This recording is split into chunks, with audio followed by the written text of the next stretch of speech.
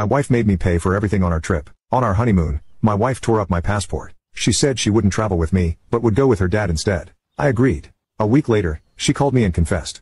She looked scared and pale. So, armed with evidence of the embezzlement, I went to the company. Even though they were supposed to be on their honeymoon, my colleagues were shocked to see me in the office as everyone bombarded me with questions about why I was at work instead of on my honeymoon.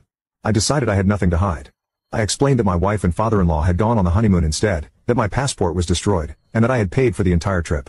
My colleagues, bosses, and superiors were shocked and furious on my behalf. I thanked them for their concern and headed to the executive area of the company. What my colleagues didn't know was that one of the top executives at the company is my aunt. I never mentioned this to anyone, not even my wife or father-in-law. I didn't want people to think I got the job because of family connections, so I applied and secured the position based on my own merit. Since my aunt isn't involved in human resources, I asked her not to reveal our relationship before the orientation. Though surprised, she respected my decision and assured me that we would maintain a professional relationship at work. As a child, my aunt treated me like her own, showering me with love and indulging my wishes. We even went on trips together when I was younger, despite my parents scolding me for asking her to buy me things. She adored me. Since joining the company, our paths rarely crossed except for a brief exchange during orientation when I visited her office. My aunt's warm smile quickly faded as she sensed something was wrong. "Why are you here? Weren't you supposed to be on your honeymoon?" Seeing her familiar face, I couldn't hold back my tears. Through sobs, I told her everything that had happened. She was visibly furious, a side of her I had never seen before.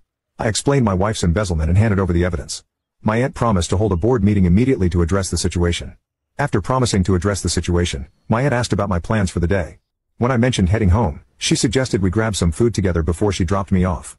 Despite the unbelievable betrayal I had experienced, I felt genuinely grateful for the warm-hearted people in my life who cared for me.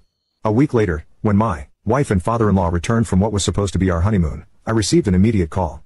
My wife was curious why I hadn't picked them up from the airport or cleaned the house as instructed. She demanded to know where I was. With the support of my aunt and parents, I had already hired a top divorce lawyer, and the process was underway. Without giving my wife a chance to speak, I said firmly, "You two are loud and annoying. I don't want to hear your voices anymore. Why would I pick up someone I'm divorcing, and why would I follow your orders to clean?" She was momentarily stunned but quickly resumed her ranting. "Do you think it's okay to speak to me like that? I did you a favor by marrying you. If I divorce you, you'll never find someone else. My dad's furious too. If you come back now and cook for us, I might forgive you. We're tired of foreign food. Make us some traditional meals." Her words were shocking. After her scheme with the embezzlement and going on a trip with her dad, I saw her true colors. It dawned on me that I had never truly known her. I had been reflecting on this realization for the past few days. I had already consulted a lawyer about our divorce. Please discuss any related matters with them. Divorce? What are you talking about? We're not getting a divorce. I heard her dad in the background shouting for her to hand him the phone and calling me names. Well, do as you please. By the way, I informed the company about your embezzlement. I think they'll be calling you in soon. Maybe you should get a lawyer too. Bye. I sensed her panic on the other end, but it wasn't my problem anymore. She kept calling, so I just blocked her number. My aunt knew our honeymoon dates, so right after our call, the company summoned my wife with the evidence I provided.